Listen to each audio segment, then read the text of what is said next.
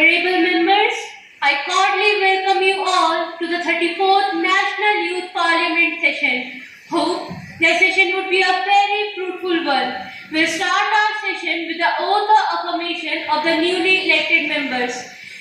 Members to take oath of affirmation, Secretary General, please. Ms. Soni Lama, who stands elected from the Guwahati constituency of Youth Parliament, will now take oath of affirmation. Ms. Soni Lama, please.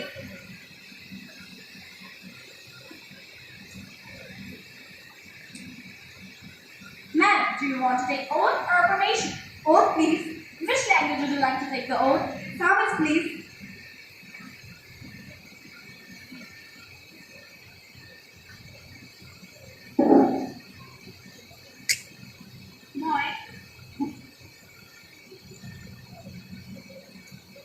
মই Sony Lama যুৱ সংসদৰ নিম্ন সদস্য নিৰ্বাচিত হোৱাত ঈশ্বৰৰ নামত শপত খাই কওঁ যে আইন অনুসৰি ভাৰতৰ সংবিধানৰ প্ৰতি মই প্ৰকৃত বিশ্বাস আৰু নিষ্ঠা পোষণ কৰিম। মই ভাৰতৰ সাৰ্বভৌমত্ব আৰু অখণ্ডতা ৰক্ষা কৰিম আৰু মই নিষ্ঠাৰে নিপত্তি কৰিম, যিটো কৰ্তব্যলৈ মই ওপৰত পৰিৱেশ কৰিব ওলাইছো।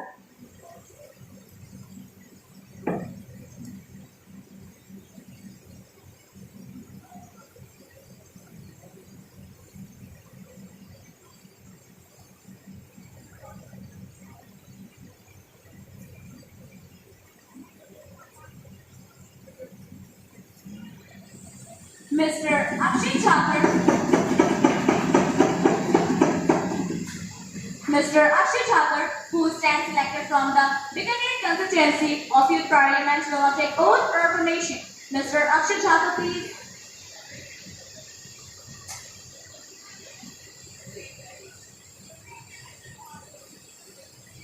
Sir, do you want to take oath or affirmation? Oath, please. In which language would you like to take the oath? In Sanskrit, please.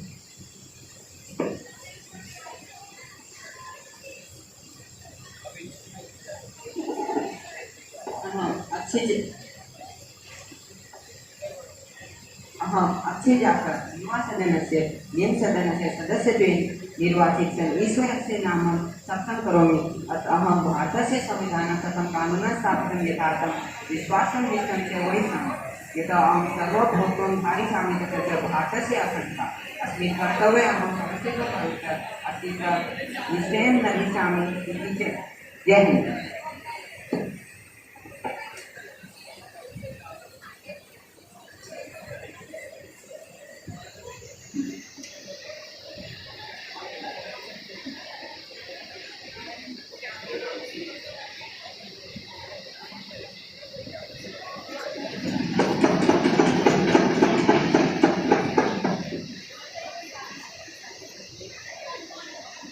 माननीय सदस्यगण, आज एक लंबी अवधि के बाद हम सब पुनः सदन में एकत्रित हुए हैं। आज मुझे अत्यंत दुख के साथ आप सबको सूचित करना पड़ रहा है कि केरल के पूर्व मुख्यमंत्री श्री ओमान चांडी जी का निधन 79 वर्ष की आयु में 18 जुलाई 2023 को हो गया। श्री ओमान चांडी जी केरल के 10वें मुख्यमंत्री थे, जिन्होंने 2004 से 2006 और 2011 से 2016 तक केरल के मुख्यमंत्री के रूप में कार्य किया। उन्होंने 2004 से 2006 तक केरल के विधानसभा के विपक्ष के नेता के रूप में भी कार्य किया और अपनी सेवा प्रदान की। यह सभा श्री ओमान चांडी जी के निधन पर शोक व्यक्त करती है और इस दुख की घड़ी में उनके परिवार के प्रति अपनी गहरी संवेदना व्यक्त करती है।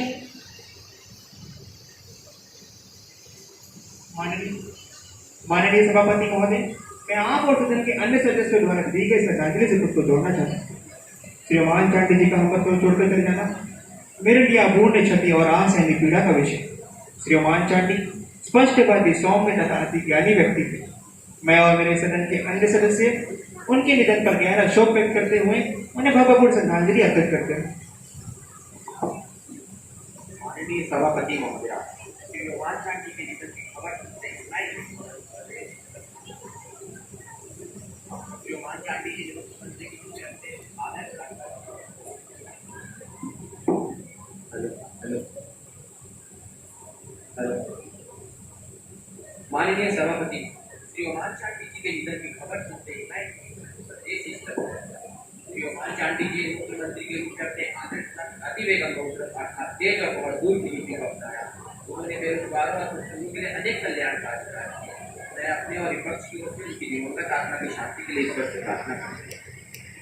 I request the House to stand in silence for a while to express our deep sorrow to the departed soul. Om Shanti. Secretary General may convey the message of condolence to the bereaved family. Yes, madam. Now, Honorable Prime Minister will introduce the new ministers to the House. Honorable Prime Minister, please. अध्यक्ष महोदय, मैं आपसे और सदन से नए मंत्रियों का परिचय कराना चाहता हूँ। श्री विवेक कुमार, जल शक्ति मंत्री।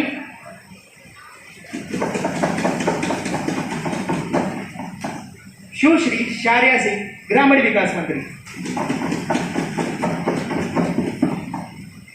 Members, let us move on to our next item in our list of business today, the question hour. Question number 101, Ms. Amin Fatima, please.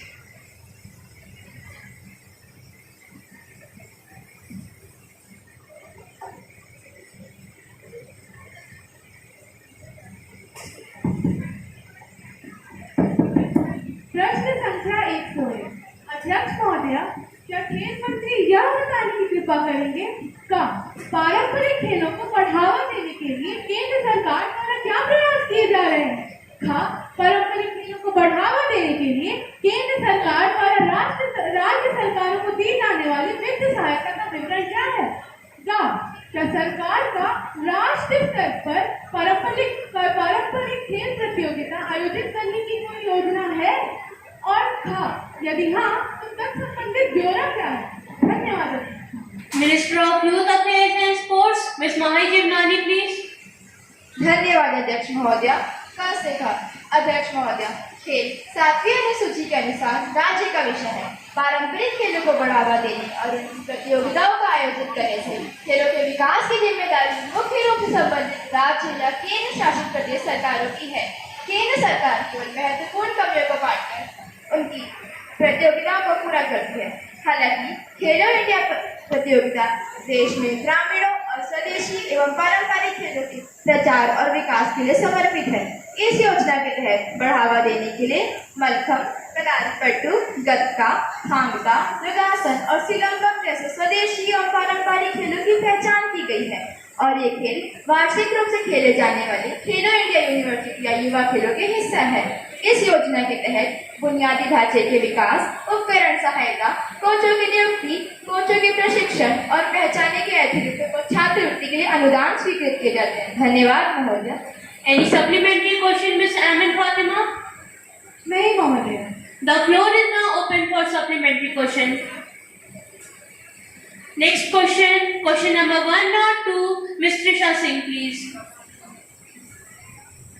Speaker Madam, question number 102. Will the Minister of Women and Child Development be pleased to state that whether declining child sex ratio has been recorded in some state or union territories during the past year? If so, provide details. B. State if the government has conducted any survey in the areas or districts where declining child sex ratio has been recorded. If so, details to be given. Thank you, Madam. Minister of Women and Child Development, Ms. Astha Agrawal, please.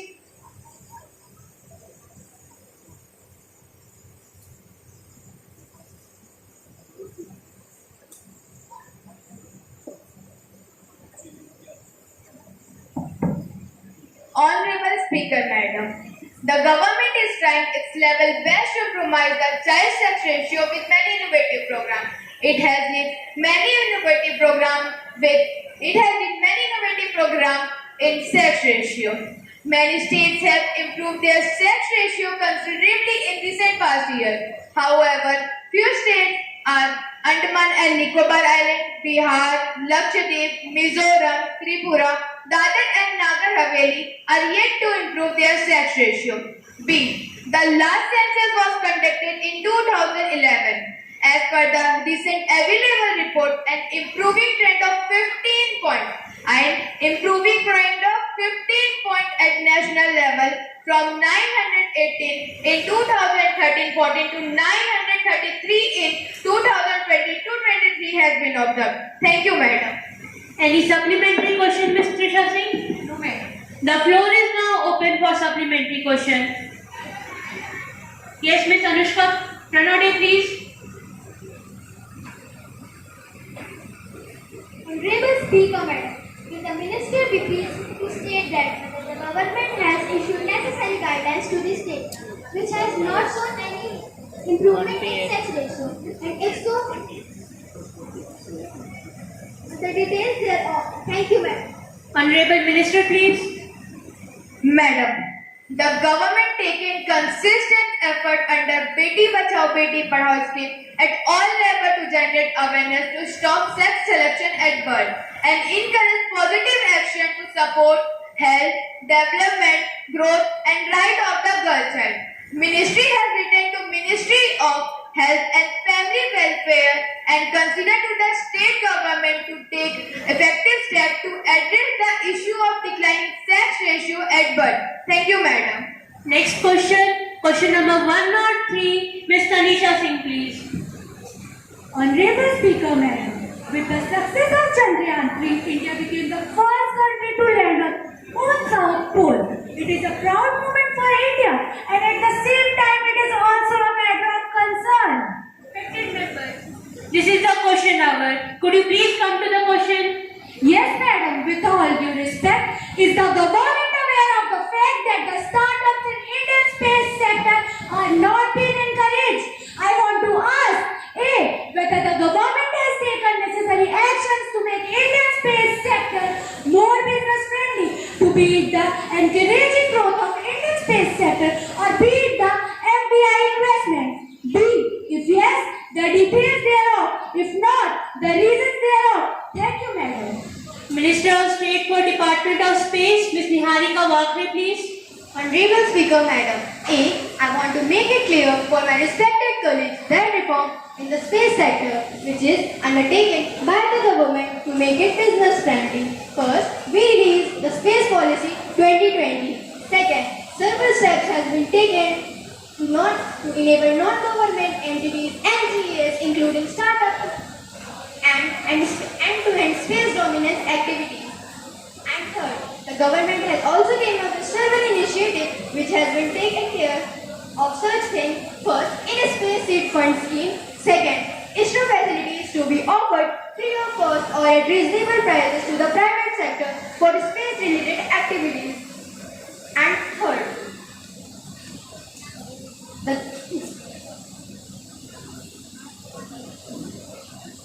frequent meet roundtable with national and international industry for the potential support. Recently, the government has also approved the Space Policy of 2023, which invites a greater role for the private sector for space-related activities. Currently, FDI in the space sector is permitted under heading the satellite establishment and operation via the government road up to 100%. Thank you, madam. Any supplementary question, Ms. Tanisha Singh? No, Madam. Next question, question number 104, Mr. Bhumi Kumar Verma, please. माननीय सभापति महोदय, मेरा प्रश्न शिक्षा मंत्री जी से है। क्या शिक्षा मंत्री जी यह बताने की कृपा करेंगे क्या ये सच है कि हाल ही में देखे गए रुझानों में अलग अलग आयु वर्ग के छात्रों में उनकी पढ़ाई, परीक्षा और साथ ही साथ परीक्षा परिणामों को लेकर उनकी चिंता खतरनाक स्तर पर पहुंच गई है? यदि हाँ, तो उक्त चिंताओं को कम करने के लिए सरकार क्या कर रही है? धन्यवाद महोदय। Minister of State for Education, Ms. Anandita Mitra, please. माननीय अध्यक्ष महोदय, हाँ, माननीय सदस्य ने जो भी कहा मैं उस बात से बिल्कुल सहमत हूँ।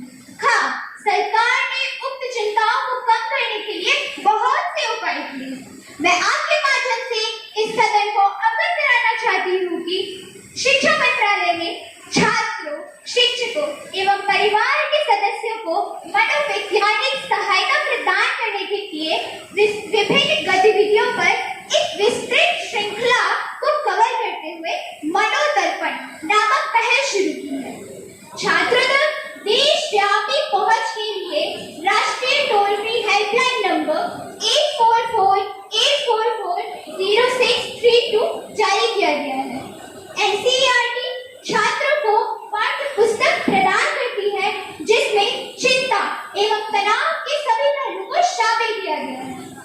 सीबीएसई ने भी छात्रों की मानसिक स्वास्थ्य के लिए दोस्त फॉर लाइफ नामक ऐप लॉन्च किया है। मैं इस सदन की जानकारी के लिए हमारे प्रधानमंत्री जी ने भी परीक्षा पे चर्चा एवं एग्जाम वॉरियर्स जैसे कई कार्यक्रम शुरू किए हैं। धन्यवाद महोदय। एनी सप्लीमेंट्री क्वेश्चन मिस्टर भूमि जी? नहीं महोदय। The floor is now open for supplementary question. Yes miss Anushka please.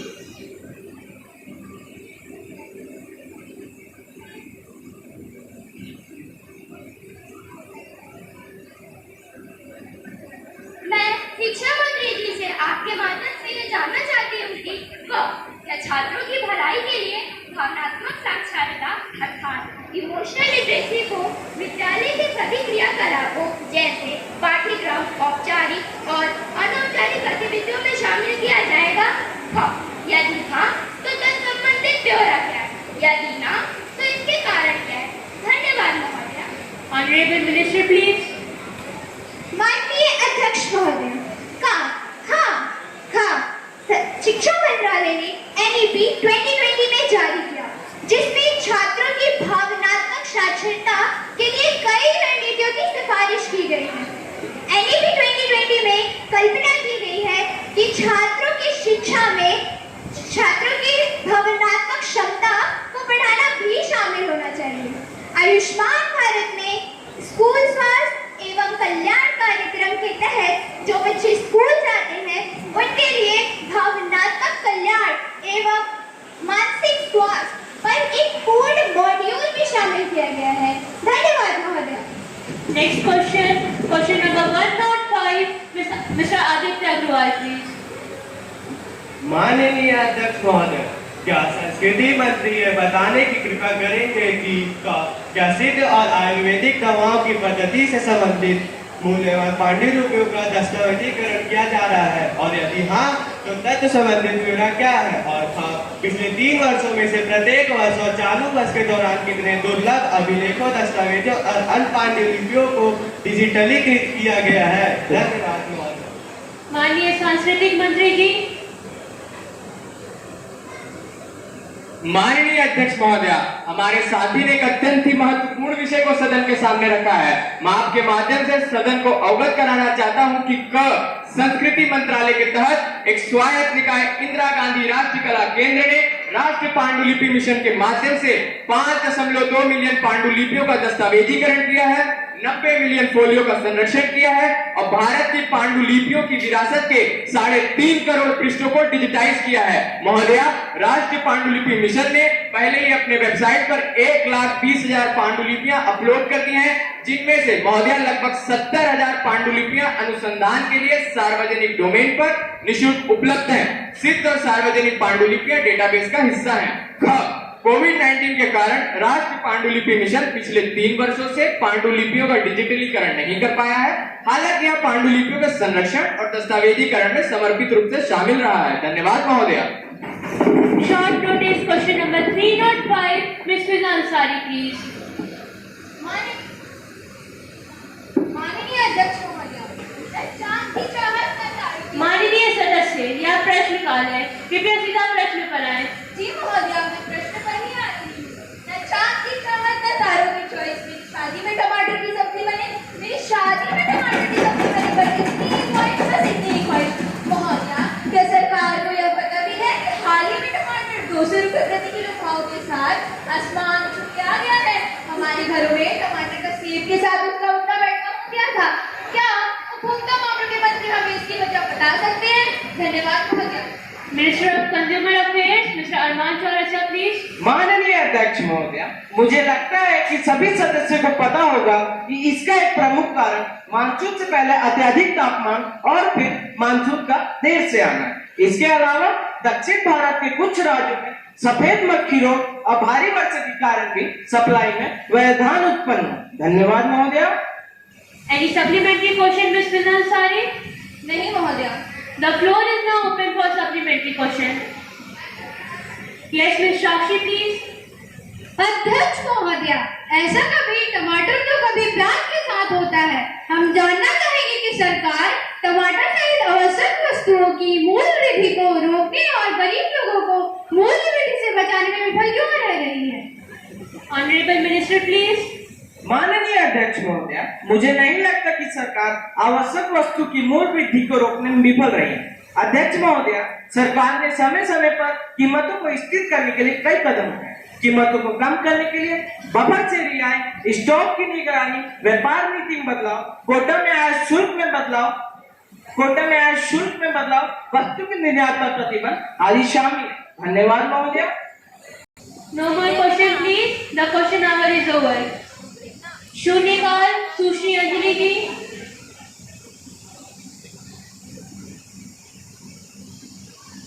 माननीय अध्यक्ष महोदय, मेरे लोकसभा क्षेत्र कोरबा के अंतर्गत मलेकगढ़ रेलवे स्टेशन लगभग 50 किलोमीटर के दायरे तथा लगभग 50,000 की आबादी को सेवा प्रदान करता है। कोरोना महामारी के दौरान यहाँ से होकर जाने वाली अनेक लोकल ट्रेनों का परिचालन बंद हो गया। यहाँ के लोग अच्छे स्वास्थ्य, उच्च शिक्षा इत्यादि सुविधाओं हेतु बिलासपुर तथा रायपुर जैसे शहरों की नियमित यात्रा करते हैं। लोकल ट्रेनों का परिचालन बंद होने के कारण स्थानीय लोगों को अनेक समस्याओं का सामना करना पड़ रहा है। अतः मैं माननीय रेल मंत्री जी से आग्रह करती हूँ कि वे इन लोकल ट्रेनों का परिचालन यथाशीघ्र कराएं, जिससे कि यहाँ के लोग बिना किसी असुविधा के अपना सुचारू जीवन चला सकें। धन्यवाद महोदय। Honorable Speaker, Madam, a serious breach of privilege has been committed by a leading newspaper of Delhi while commenting on the Government of National Capital Territories of Delhi Amendment Bill 2023, which is approved by the Parliamentary Standing Committee. The paper has attributed dishonest motive. Madam, I request you to allow me to raise a question on this matter now. Miss Jia Tiwari, you cannot spring surprises on me like this. Have you given the notice of it earlier? You may give a copy of newspaper cutting and I will consider it. I have already given the notice of it at 10:15 a.m. today. The matter will be examined and then I shall let you know my decision. Thank you, ma'am. Papers to be laid on the table. Honorable Minister of Railway, Mr. Sushant Tiwari, please. Honorable Speaker, Madam, I beg to lay on the table a copy of report on risk made in the intake of scheduled castes and scheduled tribes against vacancies reserved for damage, recruitment and promotion in the railways for the year 2023. Thank you, Madam. Honorable Minister of Shipping, Ms. Shreya Thakur, please. Madam, I beg to lay on the table a copy of report on the annual report of the Sagarmala Development Company Limited, New Delhi for the year 2022 to 23, along with auditor's accounts and comments of the controllers and auditor general bureau.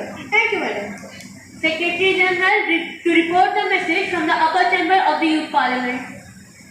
Madam, I have to report the following message received from the Secretary General of the Upper Chamber of Youth Parliament. In accordance with the provision of the Rules of Procedure and Conduct of Business in the Upper Chamber of Youth Parliament, I am directed to enclose a copy of the Constitution 128 Amendment Bill 2023, the Nari Shakti Bandhan Adhiniyam, which has been passed by the Upper Chamber as the sitting held on 21st September 2023. Secretary to lay on the table a copy of bill as passed by the upper chamber of the Youth Parliament. Madam, I lay on the table of the House the Constitution 128 Amendment Bill 2023 as passed by the upper chamber of Youth Parliament. Secretary General to lay on the table the 9 bills as passed by the upper chamber of the Youth Parliament during the last session and ascertained by the President. Yes, Madam.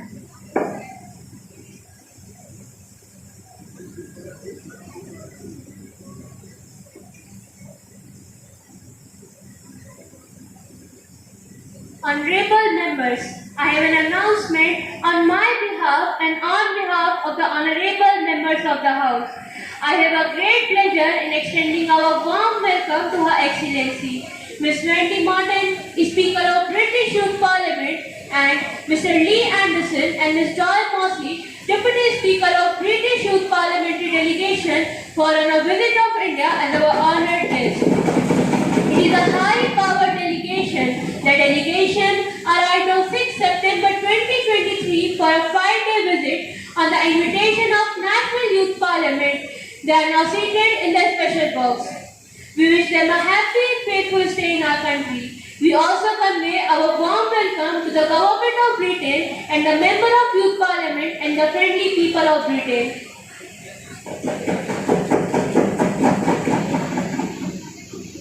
Now, let us take the calling attention motion. Ms. Priyanshi Chaubey to call the attention of the Minister of Education.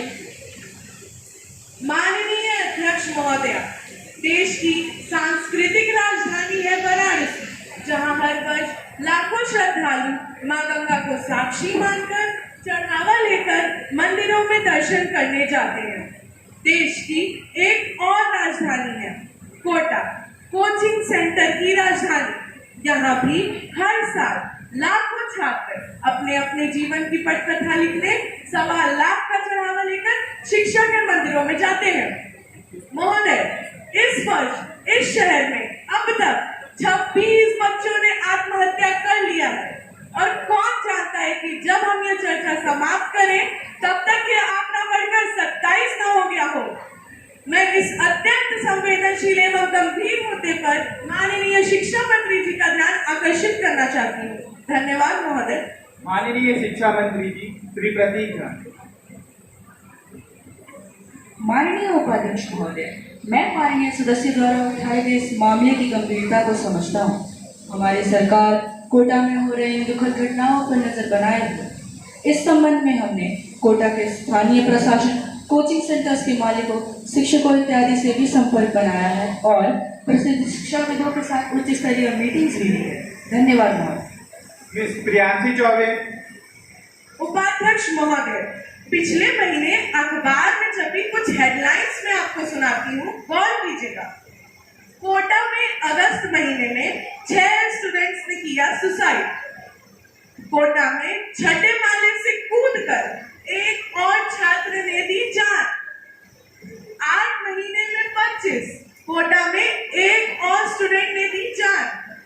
Kota में 24 घंटों में 2 और छात्रों ने किया suicide. अगर इस सदन को यह खबरें सिर्फ हेडलाइंस दिख रही हैं, तो आप गलत हैं। यह देश के माथे पर चिंता की लकीरें हैं। महोदय, मैं आपके माध्यम से सरकार से निवेदन करती हूँ कि वह कोई ठोस कदम उठाए जिससे हमारे देश के भविष्य को सुरक्षित किया जा सके। धन्यवाद महोदय। मिस रिया द्विवेदी।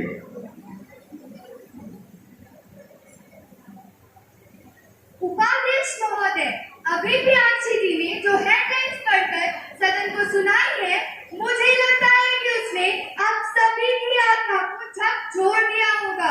देश की आजादी के अमृत काल में भी कोटा शहर अपने विश्वकाल को घूम रहा है।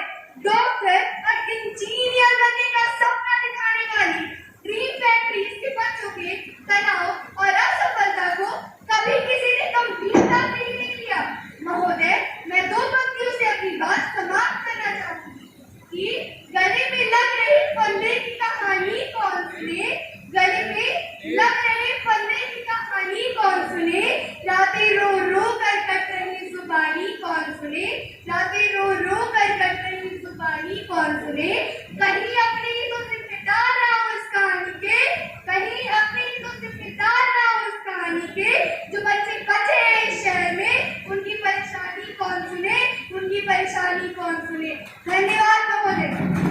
मिस फरीद शेख। यहाँ हर शख्स हर पल हादसा होने से डरता है। यहाँ हर शख्स हर पल हादसा होने से डरता है। खिलौना है तो मिट्टी का, फना होने से डरता है। मेरे दिल के किसी कोने में एक मासूम सा बच्चा बड़ों की देखकर दुनिया बड़ा होने से डरता है, बड़ा होने से डरता है। महोदय, तथ्य और आंकड़े हम सभी के सामने। प्रश्न ये है कि हम इन आत्महत्याओं के बारे में कितने गंभीर है। क्या माननीय शिक्षा मंत्री ये स्पष्ट करने का कष्ट करेंगे कि सरकार द्वारा कोटा और इसके जैसे और शहरों में रहकर प्रतियोगी परीक्षाओं की तैयारी करने वाले छात्रों के तनाव और आत्महत्या जैसे कदम उठाने से रोकने के लिए क्या उपाय किए जा रहे हैं? आगे कैसे इन्हें कम किया जा सकता है या रोका जा सकता है? धन्यवाद महोदय। माननीय शिक्षा मंत्री जी। माननीय उपाध्यक्ष महोदय, भारत के कोचिंग हब के रूप में जाना जाने वाला कोटा अपने छात्रावादी के बीच आत्महत्या की दुर्भाग्यपूर्ण घटनाओं का गवाह रहा है। शिक्षा मंत्री के रूप में मैं स्थिति की गंभीरता और इससे हमारे नागरिकों को होने वाली पीड़ा को समझता हूँ। कोई हुई प्रत्येक जाने गहरी त्रासदी और हमारी संवेदनाएं उन प्रत्येक परिवारों और दोस्तों के साथ है जो हृदय विदारक घटनाओं से प्रभावित हो रहे हैं। भारत सरकार हमारे युवाओं की भलाई और मानसिक स्वास्थ्य के लिए गहराई से प्रतिबद्ध है। हमने छात्रों, विशेषकर प्रतियोगी परीक्षाओं की तैयारी करने वालों के सामने आने वाले तनाव और मानसिक स्वास्थ्य संबंधी चुनौतियों के समाधान के लिए कई कदम उठाए। हम छात्रों, विशेषकर प्रतियोगी परीक्षाओं की तैयारी करने वालों के सामने आने वाले मानसिक स्वास्थ्य संबंधी चुनौतियों के लिए एक राष्ट्रीय मानसिक स्वास्थ्य कार्यक्रम विकसित करने के लिए स्वास्थ्य मंत्रालय के साथ मिलकर काम कर रहे हैं, जिसमें हम कोटा और अन्य शैक्षिक केंद्रों में मानसिक स्वास्थ्य क्लिनिकों की स्थापना सहित स्वास्थ्य सुविधाओं के बुनियादी ढांचे को बढ़ाने के लिए प्रतिबद्ध होंगे। ये क्लिनिक मानसिक स्वास्थ्य सुविधाओं का सामना करने वाले छात्रों को पेशेवर परामर्श और सहायता प्रदान करेंगे। साथ ही माता पिता और शिक्षकों को संकट के संकेतों को पहचानने और संबोधित करने में भी मार्गदर्शन प्रदान करेंगे। मैं कोचिंग सेंटरों, शैक्षणिक संस्थानों, अभिभावकों सहित सभी हितधारकों से यह आग्रह करता हूँ कि वह एक ऐसा माहौल बनाने का प्रयास करें जहां मानसिक स्वास्थ्य के मुद्दों के लिए मदद मांगने को कलंकित नहीं बल्कि प्रोत्साहित किया जाए। महोदया, इसके अलावा कोचिंग संस्थान प्रत्येक बुधवार को आधे दिन पढ़ाई और आधे दिन मौज मस्ती करेंगे और आने वाले अगले 2 दिनों तक कोई नियमित परीक्षा भी नहीं लेंगे।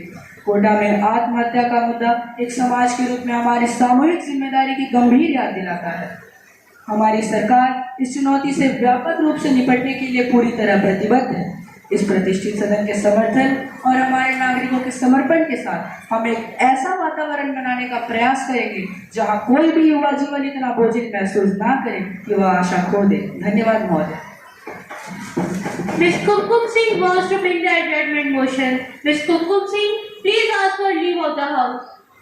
Honorable Speaker, Madam, nowadays the investigating agencies of the country rape and arrest a huge number of citizens in the name of tax-related cases.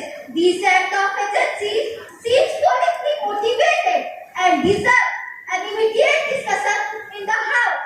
Hence, I beg for leave to move the adjournment motion. Thank you, Madam.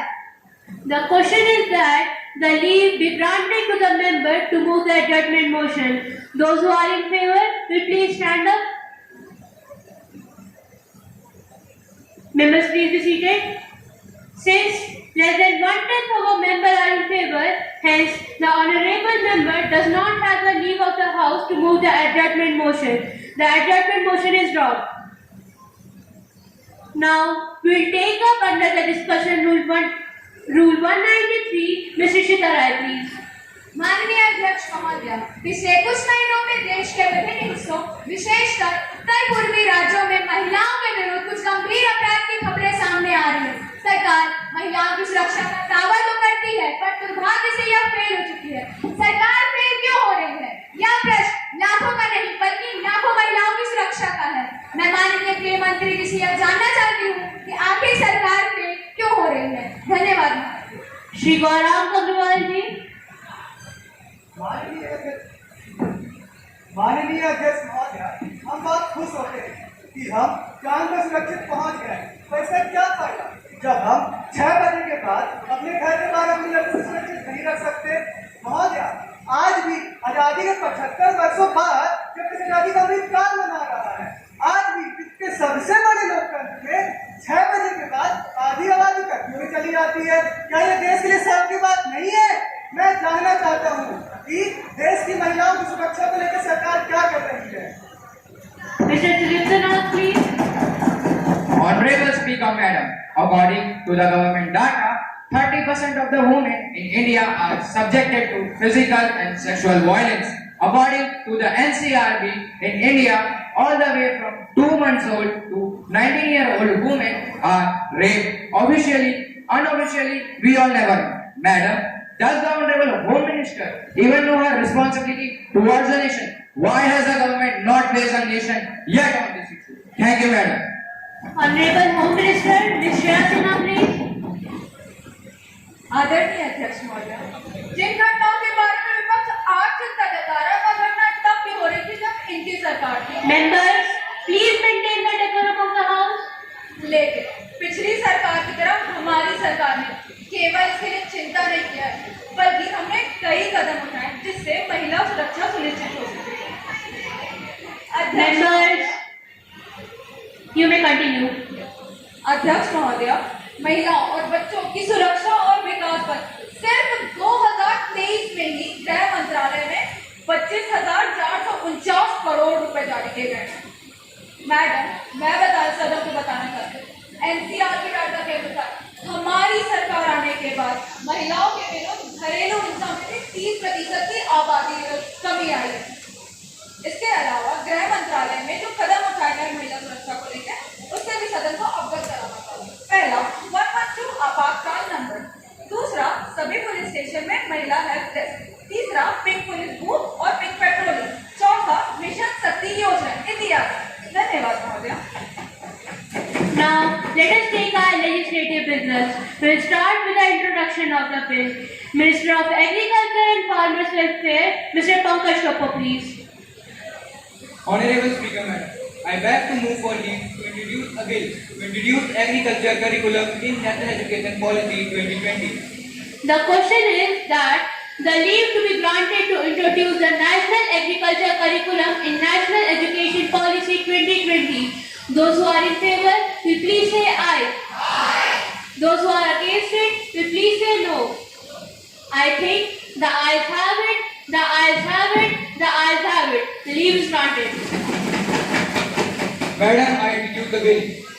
Now, the House will take up consideration of the Population Control Bill 2023. Minister of Health and Family Welfare, Shri Nadeem Khan ji, please. Honorable Speaker, Madam, I beg to move the Population Control Bill 2023 be taken into consideration. Madam, this bill will ensure disincentive and punitive provision for the population stability of the country under Population Control Act. Madam, from time to time, the Honorable Supreme Court has directed the central government to create rules, regulations and guidelines to effectively mitigate the problem of overpopulation.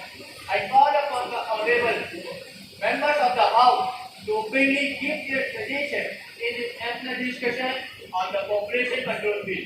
To solve a national problem, they should rise above party sentiment and help us pass this bill. Salient features of some of the important provisions are as follows.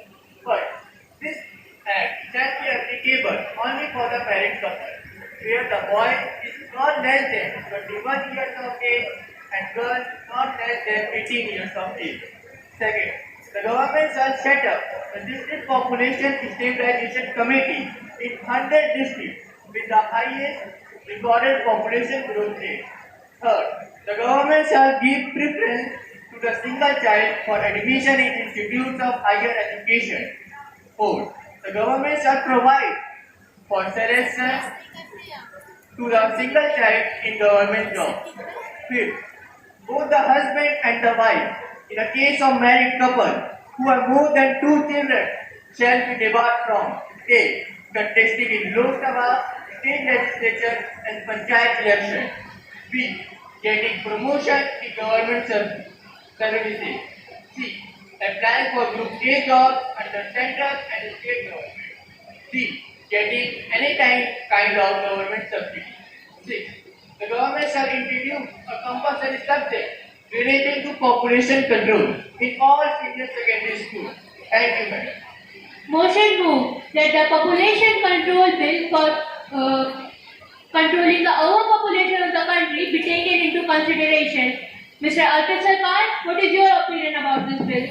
Honorable Speaker, Madam, I rise to support the bill. Madam, in 1952, India was the first country in the world which had implemented the policy of family planning as a national program to control its population growth. Main reason to implement this program was to enhance the growth of the national economy and to control other challenges like poverty, illiteracy, starvation, etc. But even in 2023, maximum poor of the world live in India, and even India ranked down among the developing countries in terms of maternal death rate, child death rate, health services, etc. As per the latest report of United Nations, India has the highest population in the world. In last 100 years, where the world population growth rate shows 3 times increase, Indian population growth rate shows 6-fold increase. Madam, if today the population control bill is not passed, so we shall feel shameful to present to our upcoming generation. Now I will wind up my speech with 2 lines that appropriate this situation. बिना सोचे समझे इस कदर जो जनसंख्या को बढ़ाओगे, कि बिना सोचे समझे इस कदर जो जनसंख्या को बढ़ाओगे, एक दिन बिना भोजन और पानी के मर जाओगे. Thank you, madam. Mr. Rishad Singh, what is your opinion about this bill? माननीय अध्यक्ष महोदय, मुझे लगता है कि सरकार की मंशा वास्तव में जनसंख्या नियंत्रण में है ही नहीं, बल्कि इस बिल के माध्यम से सरकार ने आम लोगों के निष्ठा के अधिकार को हरण करने का विचार बना लिया है। यह कब से निर्धारित हो गया है कि देश के नागरिकों के प्रजनन के अधिकार को सरकार नामक संस्था द्वारा नियंत्रित किया जाए। क्या सरकार ये तय करेगी कि कब बच्चे पैदा करने हैं और कितने बच्चे पैदा करने हैं? महोदय, मैं सरकार से कहती हूँ कि जनसंख्या बिल के चक्कर में पड़े हो क्यों, मास्टर स्ट्रोक बताती हूँ, विश्वास कीजिए, जनसंख्या अपने आप कंट्रोल हो जाएगी। बच्चे पैदा होने पर भी जीएसटी लगा दीजिए, महोदय, यह बिल हमारे संविधान द्वारा अनुच्छेद 16 में दिए गए नौकरियों में सभी नागरिकों के लिए अवसर की समानता तथा अनुच्छेद 21 में दिए गए जीवन के अधिकार का भी हनन करती है। अतः महोदय, मैं इस बिल का पूर्ण विरोध करती हूँ। धन्यवाद महोदय। Miss Iram Mansuri please. धन्यवाद महोदय, आपने मुझे अपने विचार रखने का मौका दिया। महोदय, जनसंख्या नियंत्रण की जरूरत पूरा देश समझता है। हमारा देश छोड़िए, ये हमारे लिए कितनी बड़ी समस्या है, ये विश्व स्तर की किसी भी संगठन की रिपोर्ट पढ़ने पर समझ आता है। सिर्फ विपक्ष को ही ये समस्या एक समस्या नहीं लग रही। विपक्ष का दुख मैं समझ रही हूँ कि विपक्ष का दुख मैं समझ रही हूँ कि जनसंख्या नियंत्रण होने से इन्हें क्या परेशानियां होंगी। महोदय, सन 88 में एक फिल्म आई थी तेजाब, उसमें एक गाना था 1 2 3 4 5 6 7 8 9 10 11 12 13। विपक्ष चाहता है कि हर परिवार में कितने ही बच्चे हों, क्योंकि अगर 2 बच्चे होंगे तो पढ़ जाएंगे, सीढ़ी तरक्की की चढ़ जाएंगे। फिर बोलो रैली में कौन आएगा, नारे वारे कौन लगवाएगा। अरे महोदय, इसके लिए कौन नारे लगवाएगा फिर? अरे होगा कैसे, अरे कैसे होगा, अरे होगा कैसे फिर इलेक्शन में प्रचार। आजा पिया आई बात। तो महोदय,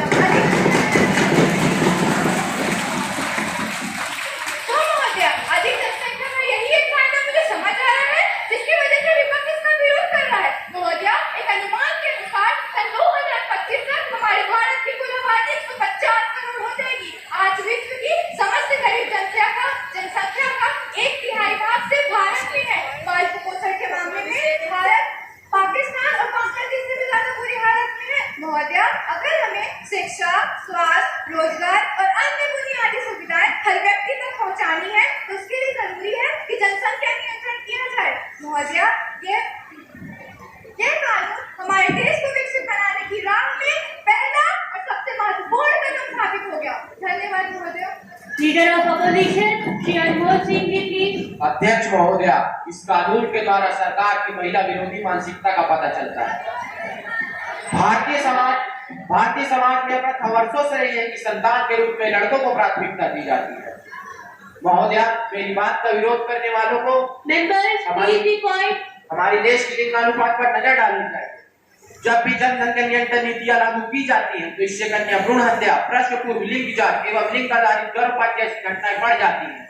परिवार यह सुनिश्चित करने के लिए दबाव महसूस करता है कि बच्चे लड़के हों, और महोदय, इस प्रकार यह कानून देश के लिंगानुपात में और कमी लाएगा।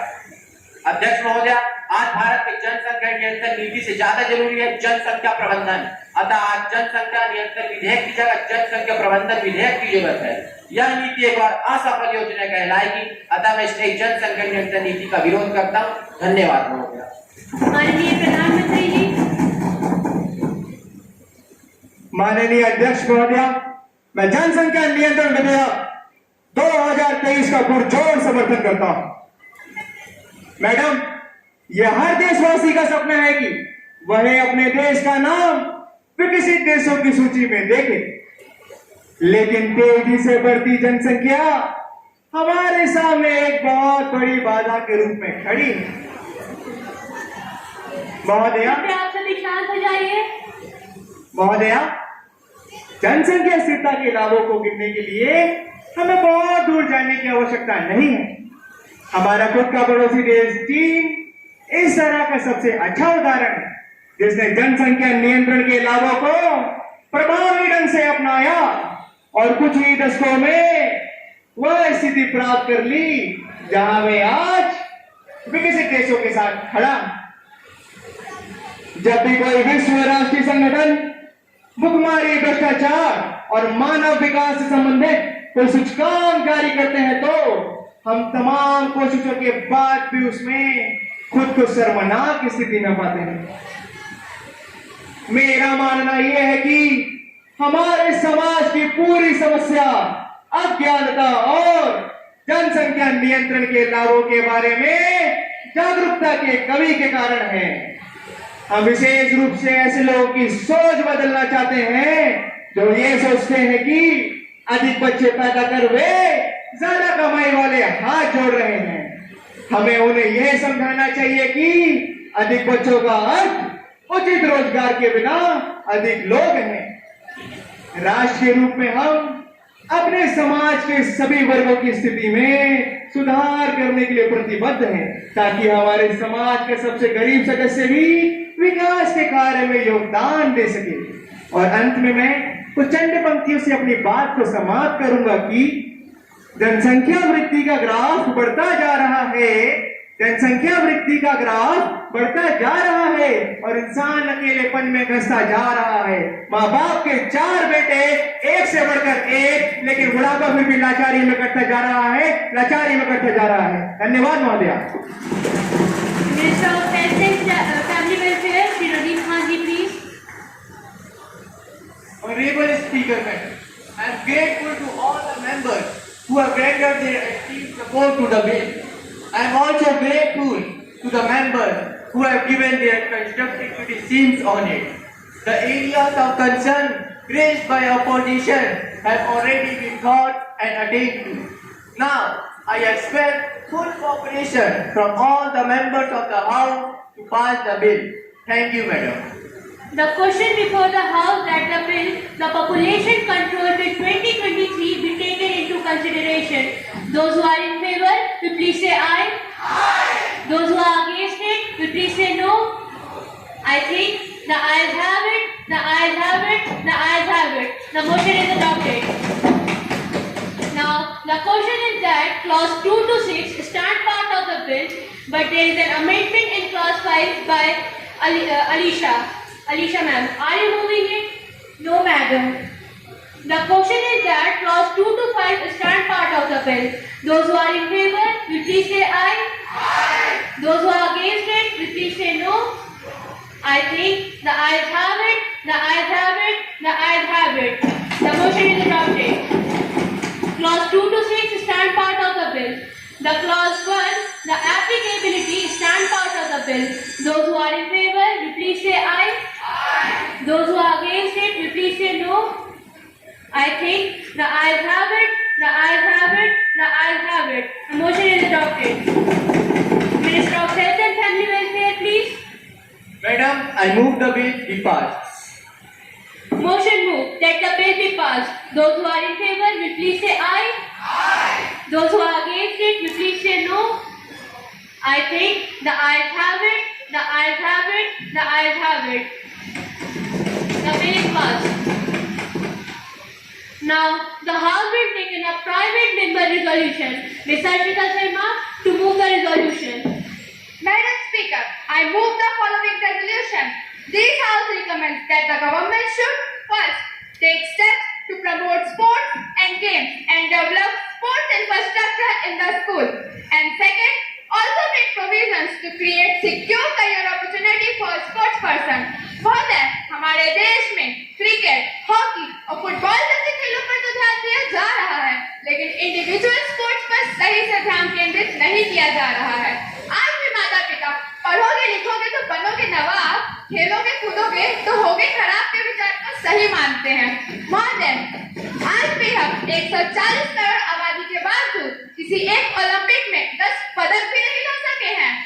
आज तक हमारे देश ने कुल 35 मेडल जीते हैं, जिनमें से 12 तो सिर्फ हॉकी से ही आए हैं। महोदय, अंतर्राष्ट्रीय स्तर पर पदक तालिका में ऊपर आने का सपना तब तक पूरा होना मुश्किल है जब तक कि स्कूल में खेल कूद को लेकर उतना ही ध्यान ना दिया जाए जितना ही पढ़ाई पर दिया जाता है।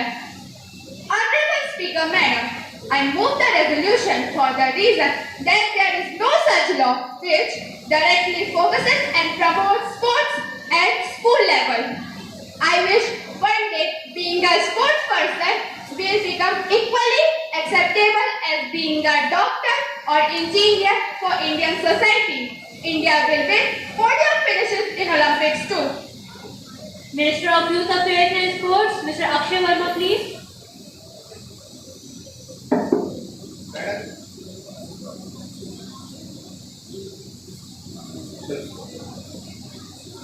Madam Speaker, I would like to congratulate the mover of resolution, Ms. Harshita Sharma ji, who spoke for focusing on matter of public importance.